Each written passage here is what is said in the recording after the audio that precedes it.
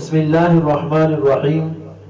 حضور نبی رحمت صلی اللہ علیہ وسلم نے ارشاد فرمایا کہ اللہ تعالیٰ کی پسندیدہ جگہیں وہ مساجد ہیں اور ناپسندیدہ جگہیں وہ بازار ہیں۔ اب ہونا تو ایسا چاہیے تھا کہ اللہ کی پسندیدہ جگہ مساجد وہ آباد ہوتی اور اللہ کی ناپسندیدہ جگہ بازار وہ ویران ہوتے، لیکن آج معاملہ برعکس ہے۔ مسجدیں تو ویران ہیں اور بازار آباد ہیں۔ مسجد میں کوئی دیکھنے کو نہیں ملتا اور بازار میں قدم رکھنے کی جگہ نہیں ملتی۔ بھی مساجد میں ہمارا دل اٹکنا چاہیے اور بازار سے ہمیں بھاگنا چاہیے۔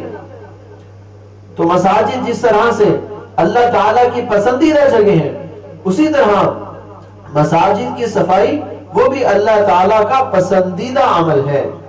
اللہ تعالیٰ کے نزدیک وہ عمل بڑا ہی پسندیدہ ہے جو مسجد کی صفائی کا عمل ہے۔ حضور نبی رحمت صلی اللہ علیہ وسلم نے ارشاد فرمایا، جو شخص مسجد کا کوڑا کباڑ نکالتا ہے اللہ تعالیٰ اس کو جنت میں گھر عطا فرمائیں گے۔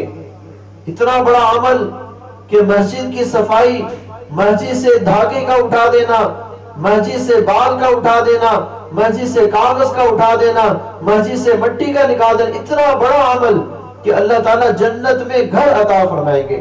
حضور نبی رحمت صلی اللہ علیہ وسلم کا مبارک دور ہے۔ ایک سیاہ فام خاتون، کالے رنگ کی، شاید وہ حبشن ہو، وہ مسجد کی صفائی کیا کرتی تھی۔ ایک رات انتقال ہوا، نبی رحمت صلی اللہ علیہ وسلم تک خبر نہ پہنچ سکی، اسے دفنا دیا گیا۔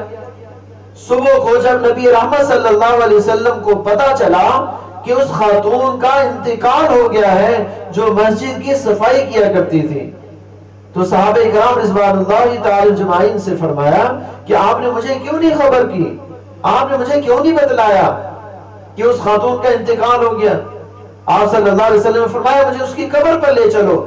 آپ صلی اللہ علیہ وسلم اس کی قبر پر تشریف لے گئے اور وہاں پر نماز جنازہ پڑھی، اس کے لیے دعا کی، اور بعض روایات میں یہ بھی آتا ہے کہ نبی رحمت صلی اللہ علیہ وسلم نے اس سے پوچھا کہ کون سا تیرا عمل اللہ کو زیادہ پسند آیا، تو اس نے کہا مسجد کی صفائی کرنا۔ دیکھیں مسجد کی صفائی کرنا اتنا بڑا عمل ہے کہ وہ اللہ کا محبوب بنا دیتا ہے، اللہ کے رسول صلی اللہ علیہ وسلم کا محبوب بنا دیتا ہے۔ اس خاتون کو اتنی بڑی فضیلت کیسے مل گئی، اللہ اور اس کے رسول کی محبت کیسے مل گئی؟ صرف اس وجہ سے کہ وہ مسجد کی صفائی کیا کرتی تھی۔ تو ہمیں بھی چاہیے کہ ہم بھی مساجد کی صفائی میں ہاتھ بٹائیں۔ یہ نہ سمجھیں مساجد کی صفائی امام کی ذمہ داری ہے، مسجد کی صفائی صرف خادم کی ذمہ داری ہے، نہیں بھائی، ہر مسلمان کی ذمہ داری ہے کہ وہ اللہ کے گھروں کو صاف رکھے، وہ اللہ کے گھروں کی صفائی کرے۔ صفائی کا اہتمام کریں گے ہمارا اپنا فائدہ ہوگا، نہیں کریں گے تو ہمارا ہی نقصان ہے۔ تو مساجد کی صفائی، اور کوشش کریں کہ روزانہ مسجد کا کوئی حصہ اپنے ذمہ لے لیں، اس حصے کی صفائی کر دیا کریں۔ محراب ہے اس کو ذمہ لے لیں، اس کی صفائی کر دیا کریں۔ ممبر ہے اس کی صفائی کر دیا کریں، یا کوئی ستون ہے یا مسجد کی کوئی ایک آدھی صف، کوئی ایسی ترتیب بنا لیں کہ ہر نمازی وہ مسجد کی صفائی کا اہتمام کرے تاکہ ہر انسان کو یہ فضیلت حاصل ہو۔